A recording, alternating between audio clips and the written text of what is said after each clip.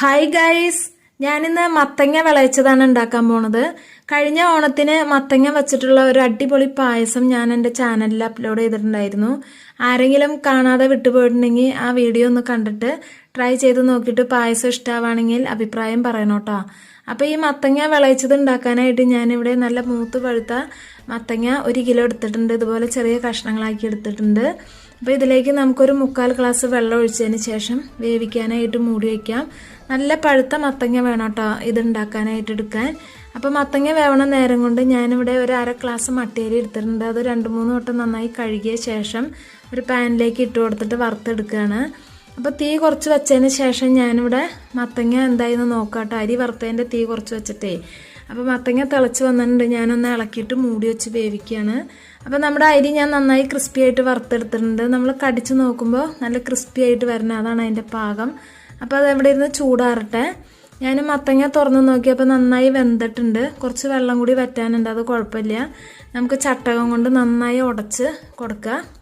ഇനി നമുക്ക് മത്തങ്ങ അവിടെ ഇരിക്കട്ടെ. ഞാൻ അരി പൊടിച്ചെടുക്കണം. നമുക്ക് ചൂടാറിയ അരി മിക്സിയുടെ ജാറിലിട്ടിട്ട് നല്ല ഫൈനായിട്ട് നമുക്ക് ഒന്ന് പൊടിച്ചിട്ട് വരാം. അപ്പോൾ ഇതിവിടെ ഇരിക്കട്ടെ കേട്ടോ. നമുക്ക് ശർക്കരപ്പാനി ഉണ്ടാക്കണം. അതിനായിട്ട് അരി വറുത്തെടുത്ത അതേ പാനിലേക്ക് ഞാൻ 1/2 ഗ്ലാസ് വെള്ളം ഒഴിച്ച് കൊടുത്തിട്ട് ഒരു 1/4 കിലോ ശർക്കര ഇട്ട് കൊടുത്തിട്ടുണ്ട്. അത് നല്ല പാനിയായിട്ട് നമുക്ക് എടുക്കണം. അപ്പോൾ അത് തീ കുറച്ച് വെച്ചതിന് ശേഷം ഞാനിവിടെ ഒരു അലൂമിനിയത്തിൻ്റെ ഉരുളി വെച്ചിട്ടുണ്ട്, ചെറിയ ഉരുളി. അതിലേക്ക് ഒരു 2 ടേബിൾ സ്പൂൺ നെയ്യ് ഒഴിച്ച് കൊടുത്തിട്ട് ആ ഉടച്ച് വെച്ചിരിക്കുന്ന മത്തങ്ങ ഇട്ടിട്ട് ഒരു 20 മിനിറ്റ് നേരമെങ്കിലും, കുറഞ്ഞത് 20 മിനിറ്റ് നേരമെങ്കിലും ലോ ഫ്ലെയിമിലിട്ടിട്ട് നമുക്ക് ഈ മത്തങ്ങ നന്നായി വരട്ടിയെടുക്കണം കേട്ടോ.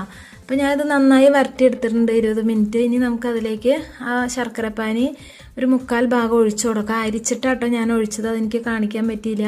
ഞാൻ ഒറ്റയ്ക്കാണ് വീഡിയോ പിടിക്കുന്നത്, അതുകൊണ്ട് കാണിക്കാൻ പറ്റിയില്ല കേട്ടോ. അതിന് ശർക്കരപ്പാനി ഒഴിച്ച് നന്നായി ഇളക്കിയതിന് ശേഷം നമുക്ക് അതിലേക്ക് ആ വറുത്ത് പൊടിച്ച് വെച്ചിരിക്കുന്ന അരിപ്പൊടിയും കൂടി ഇട്ട് കൊടുത്തിട്ട് നന്നായി ഇളക്കി കൊടുക്കുക. ഇതൊക്കെ ചെയ്യുമ്പോൾ നമ്മൾ ലോ ഫ്ലെയിമിൽ തന്നെ ഇട്ടിട്ട് വേണം കേട്ടോ ചെയ്യാൻ, അല്ലെങ്കിൽ അതിൻ്റെ അടി കത്തിപ്പിടിക്കും. നന്നായി ഇളക്കി എല്ലാ വശവും യോജിപ്പിച്ച ശേഷം നമുക്ക് അതിലേക്ക് 1/2 ടീസ്പൂൺ ചെറിയ ജീരകവും ഏലക്കയും നല്ല പച്ചയ്ക്ക് തന്നെ നന്നായി ചതച്ചെടുത്തിട്ട് നമുക്ക് അതിലേക്ക് ഇട്ട് കൊടുക്കാം.